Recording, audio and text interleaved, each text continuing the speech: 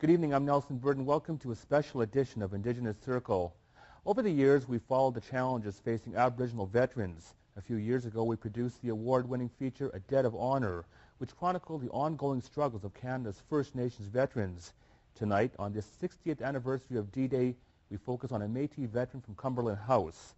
His name is Charlie, and his life and experiences are the subject of tonight's show. Reporter Robert James will be back with Charlie, Métis hunter, trapper, patriot, and soldier.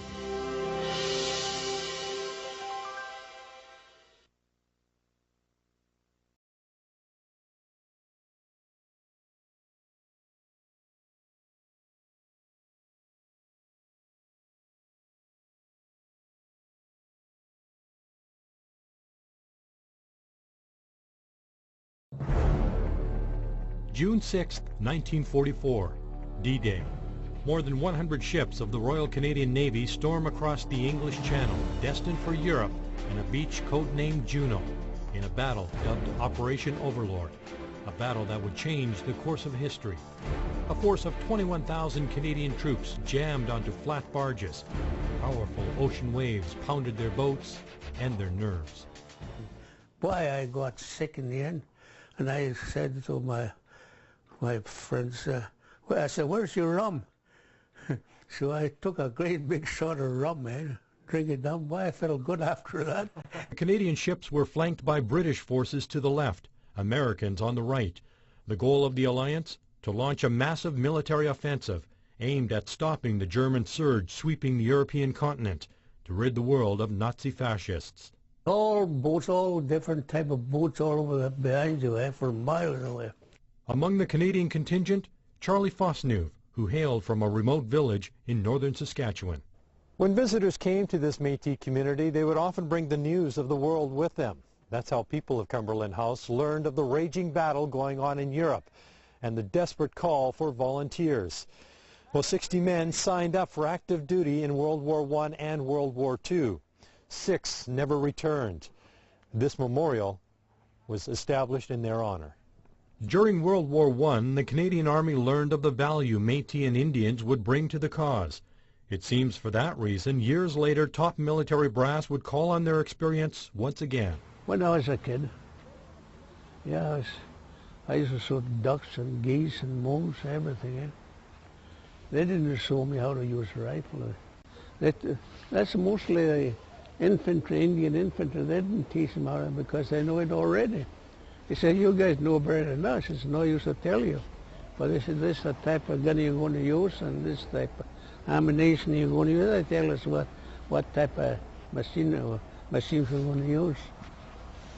That's all they did. That's why they elect the Indians for infantry. Charlie Fosnuve, along with his 2 older brothers and a close friend, were among hundreds of Saskatchewan men who responded to a call to arms to join a battle in a far-off land, a land they knew little about, a war they knew even less about. The Canadian military wants you. A special call has gone out to Métis and Indians of Saskatchewan to join the cause to help stop the German offensive in Europe. You're encouraged to enlist today to help in the war against Nazis and to protect our homeland. The former president of the Métis Veterans Association, Bruce Flamont, and David Chartrand with the Métis National Council recall history's tale. And there will be 30 or 40 that would have signed up the next morning en masse. And that those people now would walk to Prince Albert. They would walk from Cumberland House or paddle. They would paddle from the northern parts of Saskatchewan to Prince Albert to be recruited. However, when our Métis people were registering, they were not allowed to register as a Métis people or as a Métis nation. They had to register themselves as a Canadian citizen or a French citizen. Little did Charlie know, but that decision by the Canadian military would come back to haunt the Métis, who had become the forgotten people. When his father died of influenza, 2-year-old Charlie was raised by his mother. This hard-working woman taught him the ways of the land, how to hunt, fish, and trap in these woods, to take care of family and community. Yes, she had to trap and fish to make her living, that poor old lady.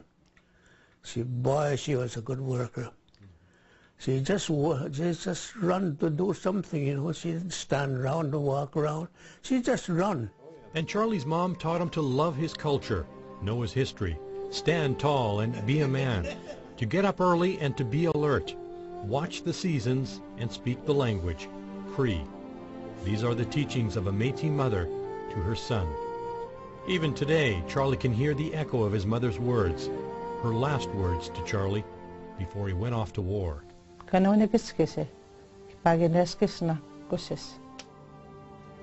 Don't forget, your moccasins, my son. He took them, shoved them inside his jacket pocket where they'd be safe, and he hitched a ride with a couple of fur traders to go and enlist in the Canadian Army. Weeks later, the Métis footwear would come in handy, not only to relieve tired feet from heavy military boots, but also during dangerous nighttime reconnaissance missions.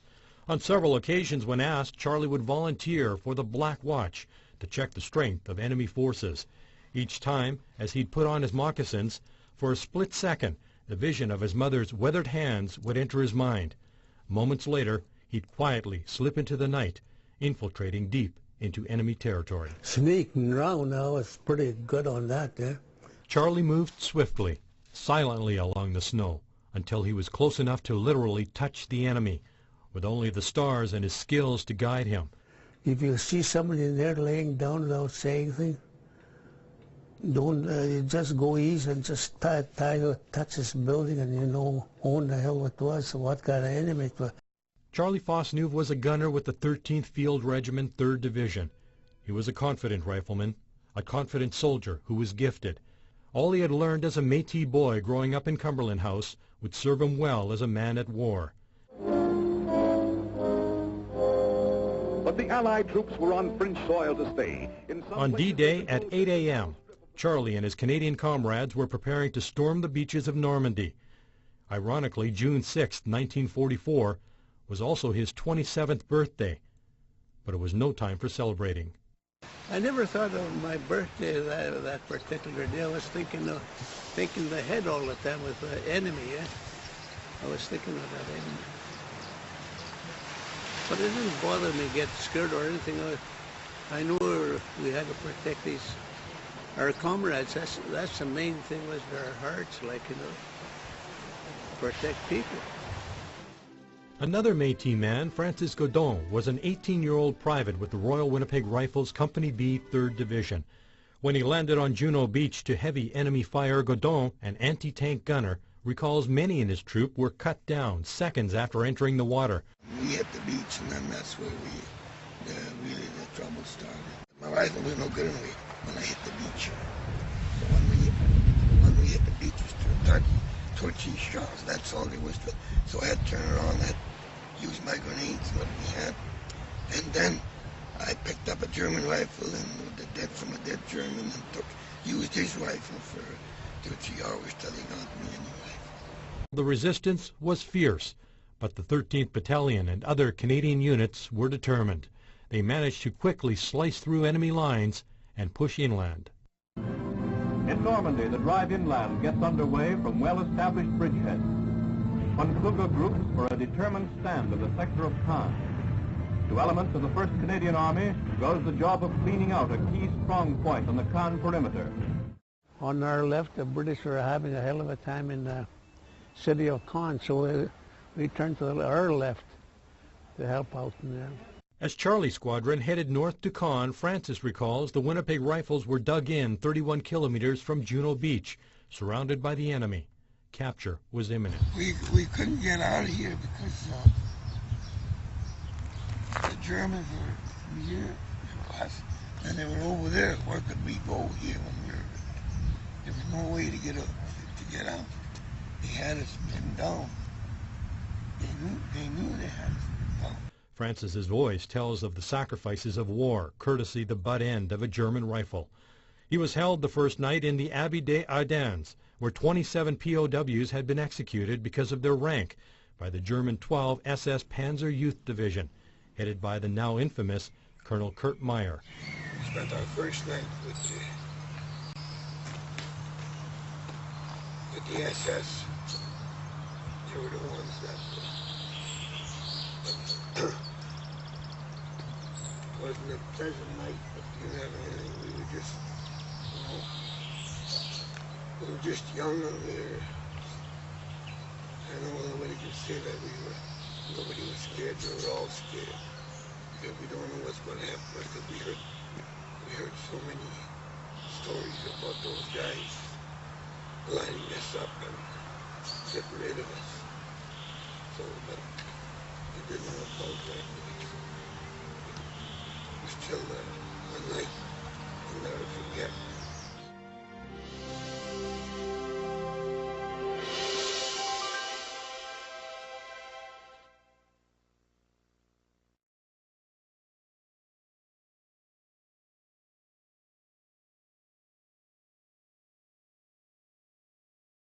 In July also, the German 7th Army meets its fate in the Falaise Pocket.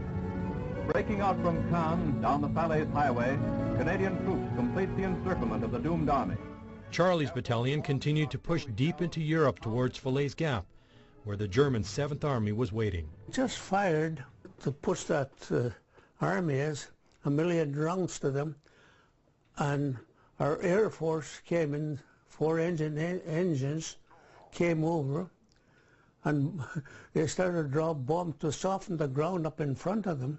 Instead of that, they dropped the bombs behind us. We got bombed in there. I just look up in the air and look at the things with great big bombs coming down. I just looked there. I couldn't do anything. If I ran, the sharpling would get me anyways. Charlie escaped injury, but it turned out a bomb landed near his brother Gordon, who was with another battalion across the road. The concussion nearly killed him. The friendly fire incident landed him in hospital for months. On the Western Front, the Belgian border is crossed and the 1st Canadian Army surges into Holland. As doctors tended to his brother, Charlie and his comrades spent the winter of '44 hunkered down along the front line near the war-torn city of Nijmegen. As Allied forces built in the west, Russian troops mounted in the east. German forces were caught in the middle. It was the beginning of the end. It'll still be several months before Charlie, Francis, and other Métis would be discharged from active duty. And when they returned home, there was no hero's welcome. Only the rest of their $45 a month salary for each month they served. Then they were left to find their own way home, either walking or hitchhiking back to their communities. When I came back, I traveled for a spring trap, and I didn't have no job there. And after that, I went back to work with a mining outfit, Noranda Exploration. Charlie's skills were also in demand with the Royal Canadian Mounted Police, where he was gainfully employed for 25 years as a special constable. That's also where he earned his pension. Charlie says he and other Métis vets like Francis were never told about employment training, job opportunities, medical assistance, education, or any of the other benefits offered by Veterans Affairs. All these veterans got farms in Nippo, Card River. And when I say, how come we can't get, you're too far as not. He said, it's isolated places, there's no roads, nothing, we can't help you. That's the answer we got there. Even today, Charlie's voice shakes with anger and frustration at these outstanding issues. And then frustration turns to sadness as he remembers a lifetime of neglect for his people. It's only Indian people that didn't have that. I don't know why. Canada's caught with a political ideology that they do not believe that we have any rights, or there's no expectations, and their fear by both governments, provincial or federal. If one of them happens to sit down and do something for the Métis, they will then become liable for the Métis people, and one government will blame the other. The formation of the National Métis Veterans Association has offered a voice in the courts, where a lawsuit has been launched against Canada for neglecting Métis veterans. But as former Veterans Association President Bruce Flamont describes, as each day passes, the voice becomes weaker. Today's Métis veterans that believe that the enemy today is the federal government, their weapon of choice is time. Government's been here for hundreds of years and are going to continue to be here for hundreds of years. Our people are going to be dead in the next few years. The government is hiding behind that fact.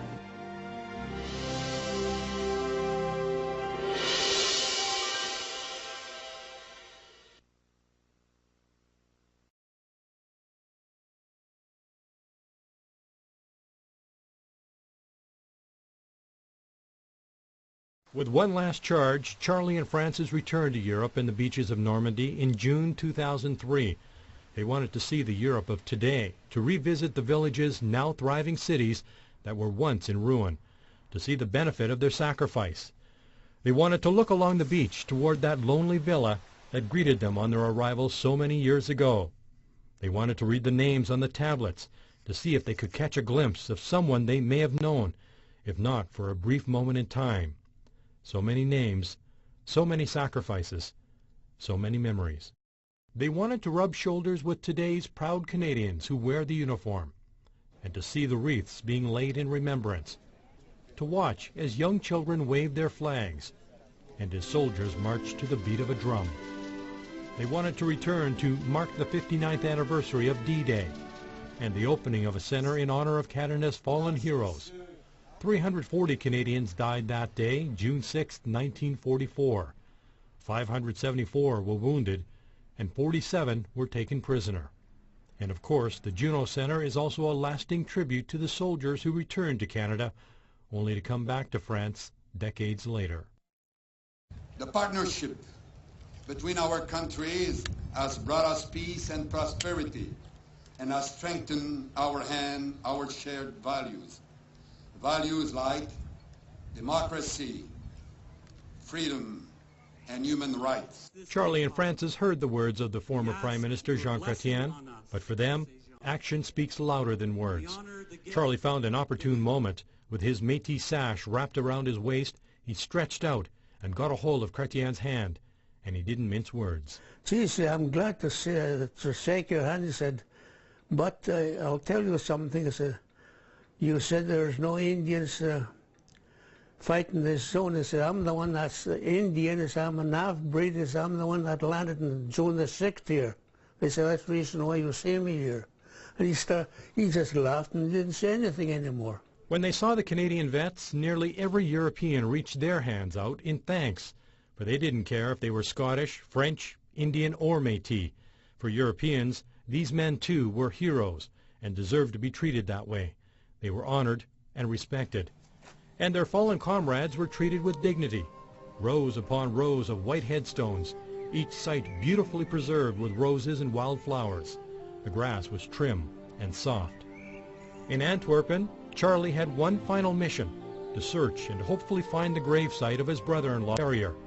The search would go on for some time, but well-organized burial records proved extremely beneficial. When the search appeared to be drawing to a close, success. There it is. There's Victor right here. Oh yeah, Victor Carrier. Yeah. That's your brother-in-law? That's my brother-in-law, yeah. From Cumberland? Cumberland House, yeah.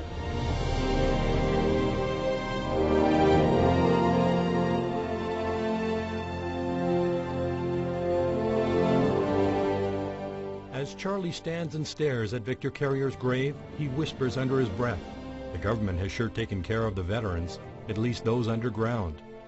Final words from an aging war hero as he prepares to return home to a country that refuses to recognize Métis sacrifices. A country that for 60 years has offered compensation to but a few Métis veterans. No medical, pension, nor financial support for home or business. Back in Cumberland House, even something as simple as a stone memorial was left up to the residents to erect in honor of Charlie and his comrades. The Métis are being dealt with as individuals, not as a collective, and I think the bureaucrats are saying, prove to us on a case-by-case basis that you did not, in fact, receive the benefits that you were entitled to. And it is, a fundamental barrier to our people to do that. The federal government continues to take the position that they don't have responsibility for Métis interests, and I think the Métis have, basically fallen through the cracks, and they are trying to seek justice at this particular time. It's not just about money. It's about a clear indication that I think our country owes a great apology to these people. Why? And Canada should explain that they did wrong to a nation and to a people that protected the very virtues of what we enjoy today. And there's lots of guys that never been in the war. They got pension, army pension here. Finally, and without explanation, Charlie received a veteran's health card in the mail. Dental, medical, vision, even ambulance services are all covered. And Veterans Affairs will also pay travel costs, But for 86-year-old Charlie Fosnuve, who's in failing health, taking advantage of that benefit likely comes too little too late. It's too damn bad. I wish I would be up to 100-year-old so I can get all my money.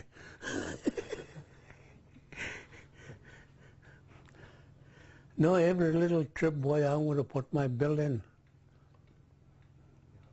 to Department of Veteran Affairs.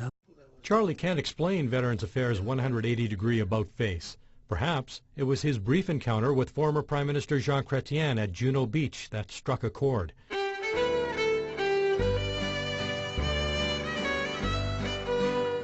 But Charlie's case is just one out of many veterans who are still awaiting similar compensation 60 years after Juno Beach. Charlie Fosnuve is a proud Canadian, a valiant supporter of all Canada stands for: freedom, peace, human rights, a proud Métis man from Cumberland House.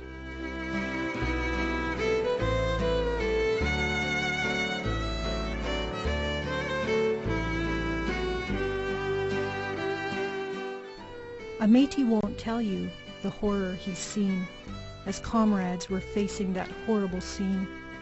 And yet he could tell just what he fought for. Your and my freedom was the price of that war. Instead, he is thankful for good things in life and glad he has lived through the sorrow and strife. He remembers his comrades each day he's been home, and just for a moment his memory will roam to the time when they found them, killed in action, they said, 2 of his Métis, but now they were dead. They laid them on stretchers and moved to the rear. He helped with the carry to a truck waiting near. Did he do the wrong thing? Did he lead them astray? Did he give the wrong order? It still haunts him today. He clearly remembers. How can he forget? The last chance to see them is a lifelong regret. As they loaded the bodies, he waved his goodbyes, but how could he see them through the tears in his eyes?